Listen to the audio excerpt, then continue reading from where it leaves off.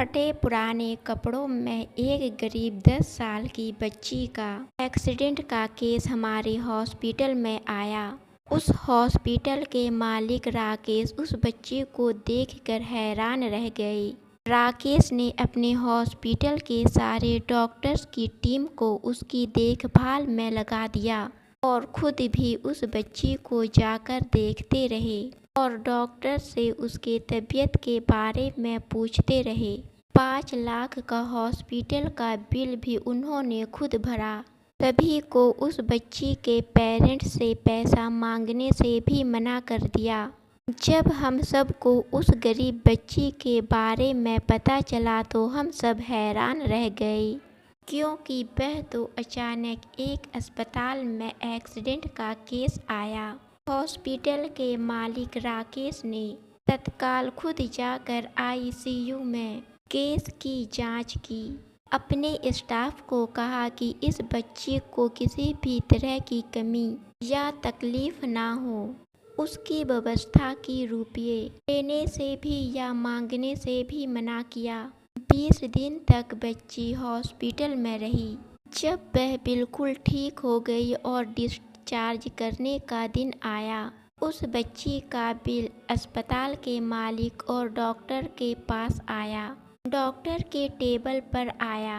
Doctor ने अपने account manager को बुला कर के कहा कि इस बच्ची के पेरेंट्स से एक भी पैसा नहीं लेना है। अकाउंट मैनेजर ने कहा कि डॉक्टर साहब 5 लाख का बिल है, नहीं लेंगे तो कैसे चलेगा। डॉक्टर साहब बोले 20 लाख का भी हो तो नहीं लेंगे, एक भी पैसा नहीं लेना है। ऐसा करो, तुम उस बच्ची के पेरेंट्स को लेकर मेरे चैम्बर में आओ और तुम भी साथ में ज़रूर आना। बच्ची के पेरेंट्स को वहीं चैम्बर में लाया गया। साथ में मैनेजर भी था। हॉस्पिटल के मालिक बच्ची के पेरेंट्स से पूछा, नितिन भाई, आप मुझे पहचानते हैं? बच्ची के पेरेंट्स बोले, लगता तो है मैंने आपको कहीं देखा है। हॉस्पिटल के मालिक ने याद दिलाया, एक पति पत्नी घूमने के लिए गए थे। लौटते समय कार बंद हो गई और कार में से अचानक धुआं निकलने लगा।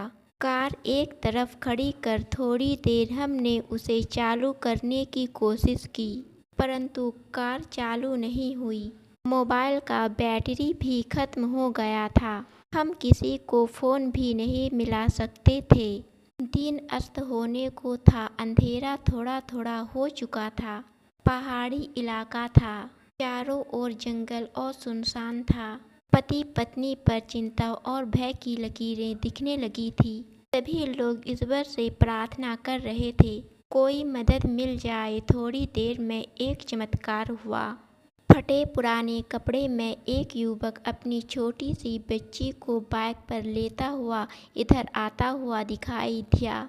हम दोनों ने दया की नज़र से हाथ ऊंचा करके उसको रोकने का इशारा किया। यह तुम ही थे राकेश और तुम्हारी छोटी सी बच्ची। तुमने गाड़ी खड़ी रख कर हमारी परेशानी का कारण पूछा। फिर तुम कार के पास गए, कार का बोनट खोला और फिर चेक किया। हम पति पत्नी को ऐसा लगा जैसे ईश्वर ने हमारी मदद करने के लिए तुम्हें भेजा है, क्योंकि बहुत सुनसान था। हल्की हल्की बारिश होने लगी थी। पहाड़ी इलाका था, वहाँ पर रात बिताना बहुत ही मुश्किल था और खतरा भी बहुत ज़्यादा था। तुमने हमारी कार चालू कर दी। हमारे चेहरे पर खुशी की लहर छा गई। मैंने अपने जेब से बटुआ निकाला और तुमसे कहा, भाई, सबसे पहले तो तुम्हारा आभार। और बीए पास होते हुए भी ऐसी मुश्किल में मदद नहीं मिलती है। तुमने ऐसे कठिन समय में हमारी मदद की, इसकी कोई कीमत नहीं है, अमूल्य है।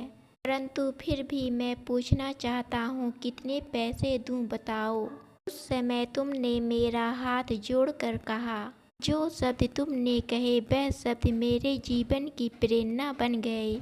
तुमने कहा, मेरा नियम और सिद्धांत है कि मुश्किल में पड़े व्यक्ति की मदद के बदले कभी पैसा नहीं लेता। मैं मुश्किल में पड़े लोगों से कभी भी मजदूरी नहीं लेता। मेरी इस मजदूरी का हिसाब ईश्वर रखते हैं। एक गरीब और सामान्य आय का व्यक्ति अगर इस प्रकार के उच्च विचार रखे और उनका संकल्प पूर्वक पालन करे तो मैं क्यों नहीं कर सकता। यह बात मेरे मन में आई। धीरे से मेरी आत्मा ने मुझसे पूछा, तुमने कहा कि यहाँ से 15 किलोमीटर आगे मेरा गैरेज है। मैं गाड़ी के पीछे पीछे चल रहा हूँ।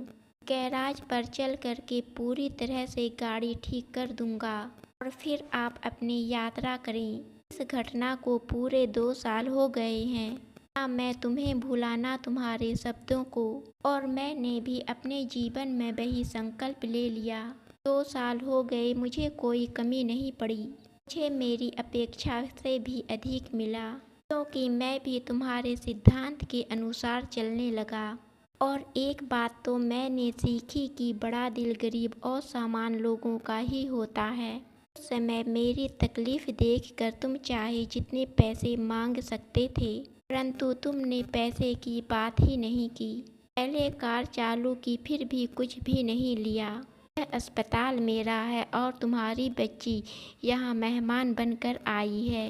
मैं तुम्हारे पास से कुछ भी नहीं ले सकता। नितिन बोला, साहब आपका जो खर्च हुआ है वह तो ले लो। राकेश बोला, मैंने तुमको अपना परिचय कार्ड उस वक्त नहीं दिया क्योंकि तुम्हारे शब्दों ने मेरी अंतर आत्मा को जगा दिया। मैं ईश्वर से प्रार्थना करता था कि जिसने मुझे इतनी बड़ी प्रेरणा दी उस व्यक्ति का कर्ज चुकाने का मौका कभी मुझे मिले, और आज ऐसा अवसर आया। मैं तुम्हारा कर्ज चुका पाया। अब मैं भी अस्पताल में आए हुए ऐसे संकट में पड़े लोगों से कुछ भी नहीं लेता हूँ। यह ऊपर वाले ने तुम्हारी मजदूरी का हिसाब रखा और वह मजदूरी का हिसाब आज उसने चुका दिया। अकाउंट मैनेजर से राकेश ने कहा, ज्ञान पाने के लिए जरूरी नहीं कि कोई गुरु या महान पुरुष ही हो, एक सामान्य व्यक्ति भी हमारे जीवन के लिए बड़ी शिक्षा और प्रेरणा दे सकता है। नितिन से राकेश बोला, तुम अपनी बच्ची को आराम से अपने घर लेकर जाओ और कोई तकलीफ हो तो बिना संकोच के मेरे पास आ सकते हो, और आना याद रखो कि समय बदलता रहता है। नितिन रोते हुए बोला, आज आपने मेरे कर्म का पूरा हिसाब ब्याज समेत चुका दिया।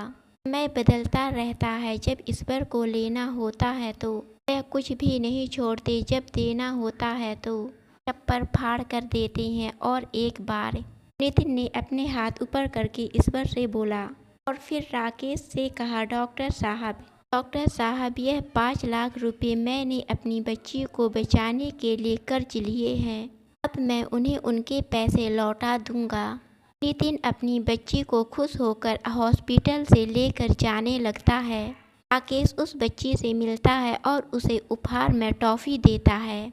दोस्तों, आपको यह कहानी कैसी लगी कमेंट में ज़रूर बताइए।